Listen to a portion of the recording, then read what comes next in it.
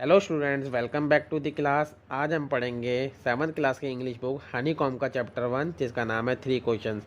इस चैप्टर के राइटर लियो टॉलस्टॉय हैं। तो चलिए शुरू करते हैं इस चैप्टर को। The thought came to a certain king that he would never fail if he knew three things. These three things were: what is the right time to begin something, which people should he listen to, what is the most important thing for him to do. The king therefore sent messengers throughout his kingdom, promising a large sum of money to anyone who would answer these 3 questions. एक राजा था जो ये मानता था कि एक सफल राजा बनने के लिए 3 सवालों का उत्तर जानना जरूरी है। वह 3 सवाल थे कि किसी कार्य को शुरू करने का सही समय क्या है, उसे किन व्यक्तियों की बात सुननी चाहिए, उसके लिए सबसे महत्वपूर्ण कार्य क्या है। राजा ने अपने साम्राज्य में चारों तरफ संदेश भाग भेजे और उन लोगों की तलाश करने को कहा कि जो इन प्रश्नों का उत्तर दे सके। उसने यह भी वादा किया कि जो इन प्रश्नों का उत्तर दे पाएगा उसे वह बड़ा उपहार भी भेंट में देगा। Many wise men came to the king but they all answered his question differently. In reply to the first question some said the king must prepare a time table and then follow it strictly. Only in this way, they said, could he do everything at its proper time.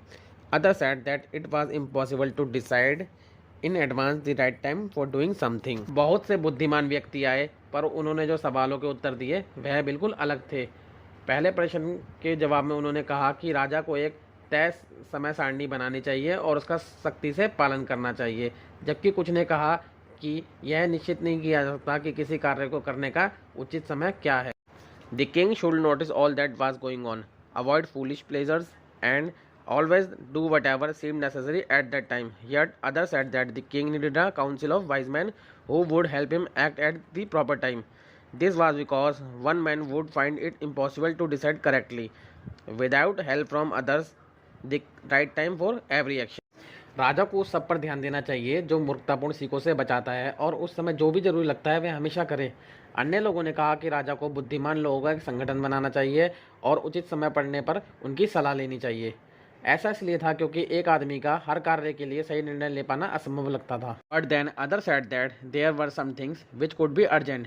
These things could not wait for the decision of the council. In order to decide the right time for doing something, it is necessary to look into the future, and only magicians could do that. The king therefore would have to go to magician. लेकिन फिर अन्य लोगों ने कहा कि कुछ चीज़ें तत्काल हो सकती हैं, इसके लिए परिषद के निर्णय का इंतजार नहीं किया जा सकता। कुछ कार्य करने का सही समय जानने के लिए हमें भविष्य का जानना जरूरी है और जादूगर भविष्य बता सकता है, इसलिए राजा को जादूगर के पास जाना चाहिए। In their answer to the second question, some said that the people most necessary to the king were his counselors. Others said the priest. A few others chose the doctors, and yet others said that his soldiers were the most necessary. दूसरे प्रश्न के उत्तर में कुछ लोगों ने कहा कि राजा के लिए सबसे जरूरी उसके पार्षद हैं, दूसरों ने कहा कि पुजारी, अन्य लोगों ने कहा डॉक्टर, फिर कुछ लोगों ने कहा कि सैनिक उसके लिए अति आवश्यक हैं। To the third question, some said science, others choose fighting, and yet others religious worship. तीसरे प्रश्न के उत्तर में लोगों ने कहा कि विज्ञान, दूसरे ने कहा लड़ाई और फिर कुछ लोगों ने धार्मिक पूजा को चुना। As the answer to his questions were so different, the king was not satisfied and gave no reward. Instead, he decided to seek the advice of a certain hermit who was widely known for his wisdom. क्योंकि उनके सवालों के जवाब इतने अलग थे, इसलिए राजा संतुष्ट नहीं हुआ और उसने किसी को भी उपहार नहीं दिया। इसके बजाय उसने एक निश्चित उपदेशक की सलाह लेने का फैसला किया जो व्यापक रूप से अपनी बुद्धि के लिए जाना जाता था। यह सन्यासी एक जंगल में रहता था। The hermit lived in a wood which he never left. He saw no one but simple people, and so the king put on ordinary clothes before he reached the hermit's hut. The king left his horse with his bodyguard and went on alone. यह सन्यासी एक जंगल में रहता था जिसे उसने कभी नहीं छोड़ा। उसने किसी और को नहीं बल्कि साधारण लोगों को देखा और इसलिए राजा ने साधारण कपड़े पहन लिए। इससे पहले कि वह राजा के झोपड़े में पहुंचता, राजा ने अपने अंगरक्षक के साथ अपना घोड़ा छोड़ दिया और अकेले ही चल दिया। As the king came near the hermit's hut, he saw the hermit digging the ground in front of his hut. He greeted the king and continued digging. The hermit was old and weak, and as he worked, he breathed heavily. जैसे ही राजा सन्यासी की कुटिया के पास पहुंचा, उसने देखा कि सन्यासी अपनी कुटिया के सामने गड्ढा खोद रहा है। उसने राजा का अभिवादन किया और खुदाई जारी रखी। साथ ही राजा ने देखा कि सन्यासी बहुत ही बुजुर्ग और कमजोर है। जैसे जैसे वह काम कर रहा था, भारी सांसें ले रहा था। The king went up to the hermit and said, I have come to you, wise hermit, to ask you to answer 3 questions. How can I learn to do the right thing at the right time? Who are the people I need most? And what affairs are the most important? राजा सन्यासी के पास गया और कहा, हे बुद्धिमान सन्यासी, मैं आपसे 3 सवालों के जवाब मांगने के लिए आया हूँ। मैं सही समय पर सही काम करना कैसे सीख सकता हूँ? वह लोग कौन हैं जिनकी मुझे सबसे ज़्यादा ज़रूरत है, और वह कौन से मामले हैं जो मेरे लिए ज़रूरी हैं? The hermit listened to the king but did not speak. He went on digging. You are tired, said the king. Let me take the spade and work in your place. Thanks, said the hermit. Giving the king his spade, then he sat down on the ground. सन्यासी ने राजा की बात सुनी लेकिन बोला नहीं, वह खोदता चला गया। आप थक गए हैं, राजा ने सन्यासी से कहा। मुझसे ये कुदाल ले लो और अपनी जगह पर काम करो। धन्यवाद, राजा ने अपने कुदाल देते हुए कहा। फिर वह जमीन पर बैठ गया। When the king had dug 2 beds, he stopped and repeated his questions. The hermit gave no answers, but stood up and stretching out his hand for the spade and said, now you rest and let me work. But the king did not give him the spade and continued to dig.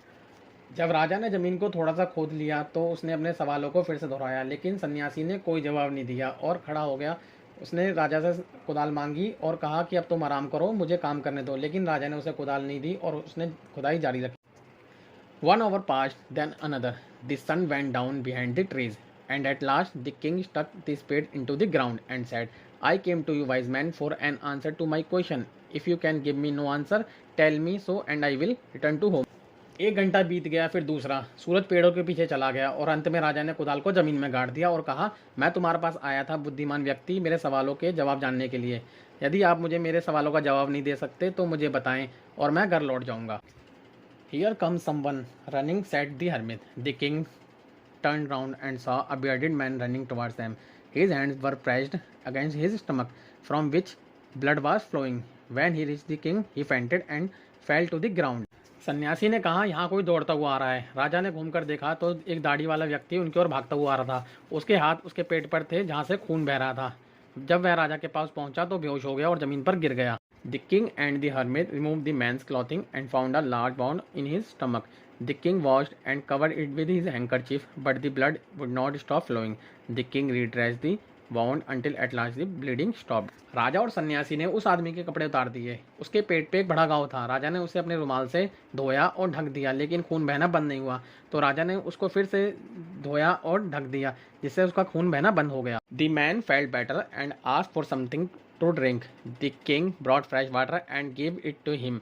By this time the sun had set and the air was cool. The king, with the hermit's help, carried the wounded man into the hut and laid him on the bed. वह आदमी बेहतर महसूस करने लगा था और उसने पीने के लिए कुछ मांगा। राजा ने उसे पीने के लिए ताज़ा पानी दिया। इस समय तक सूरज ढल चुका था, ठंडी हवा चल रही थी। राजा सन्यासी की मदद से उसे झोपड़े में ले गया और उसे बिस्तर पर लिटा दिया। The man closed his eyes and lay quiet. The king, tired by his walk and the work he had done, lay down on the floor and slept through the night.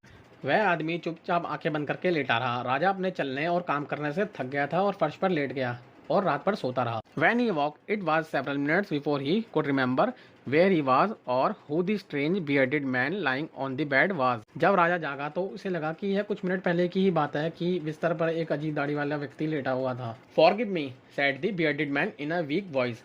When he saw that the king was awake, I do not know you and have nothing to forgive you for, said the king. मुझे माफ़ कर दो, कमज़ोर आवाज़ में दाढ़ी वाले व्यक्ति ने कहा जब उसने राजा को उठता हुआ देखा।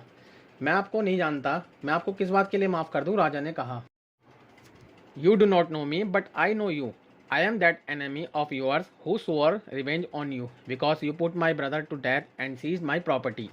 आप मुझे नहीं जानते लेकिन मैं आपको जानता हूँ। मैं आपका शत्रु हूँ जिसने आपसे बदला लिया क्योंकि आपने मेरे भाई को मार डाला था और मेरी संपत्ति भी जब्त कर ली थी। I knew you had gone alone to see that hermit and I made up my mind to kill you on your way home. But the day passed and you did not return, so I left my hiding place and I came upon your bodyguard who recognized me and wounded me. मुझे पता था कि आप सन्यासी से मिलने अकेले आए हैं और मैं आपके घर के रास्ते पर छुपकर आपको मारने का इंतज़ार कर रहा था, लेकिन आप घर नहीं लौटे और मैं वहाँ से निकल गया और आपके अंगरक्षक ने मुझे पहचान लिया और मुझे घायल कर दिया। I escaped from him, but I should have died if you had not dressed my wounds. I wish to kill you and you have saved my life. Now if I live, I will serve you as your most faithful servant and will order my sons to do the same. Forgive me. मैं उससे बचकर भाग गया और मैं मर जाता अगर आप मेरे घाव पर मरहम नहीं लगाते। मैं आपको मारने की इच्छा कर रहा था और आपने मेरी जान बचाई। अगर मैं जीवित रहा तो मैं आपका वफादार सेवक के रूप में आपकी सेवा करूंगा और अपने बच्चों को भी ऐसा करने के आदेश दूंगा। मुझे माफ़ कर दो। The king was very happy to have made peace with his enemy so easily and to have won him over as a friend.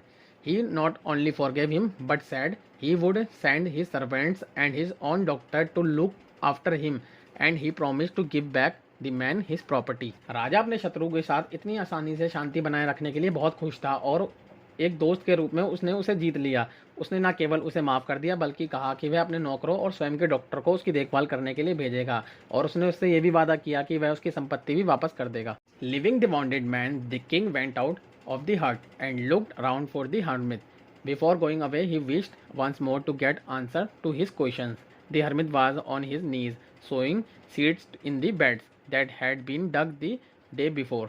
The king went up to the hermit and said, "For the last time, I beg you to answer my questions, wise man." घायल आदमी को छोड़कर राजा झोपड़े से बाहर आ गया। जाते हुए उसने एक बार फिर से अपने सवालों के जवाब पाने की इच्छा की। सन्यासी अपने घुटनों पर बैठकर गड्ढे में बीज बो रहा था जो उसने एक दिन पहले खोदा था। राजा ने उपदेश दिया, आखिरी बार मैं आपसे अपने सवालों के जवाब पाने की इच्छा करता हूँ, बुद्धिमान व्यक्ति। You have already been answered, said the hermit, still bending down to the ground and looking up at the king as he stood before him. How have I been answered? What do you mean? सन्यासी ने राजा से कहा कि आपको जवाब मिल चुका है और वह झुककर बैठा रहा और राजा को नज़र उठाकर देख रहा था क्योंकि राजा उसके सामने खड़ा था। मुझे जवाब कैसे मिल चुका है? आपका यह कैसा मतलब है? राजा ने सन्यासी से कहा। You not see, replied the hermit. If you had not pitied my weakness yesterday and had not dug these beds for me, you would have gone away. Then that man would have attacked you and you would have wished you had stayed with me. सन्यासी ने राजा को उत्तर दिया और कहा कि कल आपने मेरी कमजोरी देखकर मेरे लिए गड्ढा ना खोदा होता तो आप यहाँ से चले जाते, तो उस आदमी ने आप पर हमला किया होता, पर आपने मेरे साथ यहाँ रुकने की कामना की। So the most important time was when you were digging the beds and I was the most important man and to do me good was your most important business. तो सबसे महत्वपूर्ण समय था जब आप गड्ढा खोद रहे थे और मैं सबसे महत्वपूर्ण आदमी था और मुझे अच्छा करने के लिए आपका सबसे महत्वपूर्ण व्यवसाय था। Afterwards, when the man ran to us, the most important time was when you were caring for him, because if you had not dressed his wounds, he would have died without having made peace with you. So he was the most important man, and what you did for him was your most important business. बाद में जब वह व्यक्ति हमारे पास आया, सबसे महत्वपूर्ण समय था जब आपने उसकी देखभाल की, क्योंकि यदि आपने उसके घाव पर पट्टी नहीं की होती तो वह आपके साथ शांति बनाए बिना मर जाता। इसलिए वह सबसे महत्वपूर्ण व्यक्ति था और आपने उसके लिए जो किया वह सबसे महत्वपूर्ण व्यवसाय था। Remember then there is only one time that is important and that time is now. It is the most important time because it is the only time we have any power to act. याद रखो, केवल एक समय है जो महत्वपूर्ण है और वह है अभी। यह सबसे महत्वपूर्ण समय है क्योंकि यह एकमात्र समय है जब हमारे पास कार्य करने की शक्ति है। The most important person is the person you are with at a particular moment, for no one knows what will happen in the future and whether we will meet anyone else. The most important business is to do that person good because we were sent into this world for that purpose alone. सबसे आवश्यक व्यक्ति वह है जब आप किसी विशेष क्षण में होते हैं, क्योंकि कोई नहीं जानता कि भविष्य में क्या होगा, क्या हम किसी और से मिलेंगे या नहीं। सबसे महत्वपूर्ण व्यवसाय उस व्यक्ति को अच्छा करना है क्योंकि इस उद्देश्य के लिए हम इस दुनिया में भेजे गए हैं। और भी वीडियो से जुड़े रहने के लिए इस चैनल को सब्सक्राइब करें। धन्यवाद।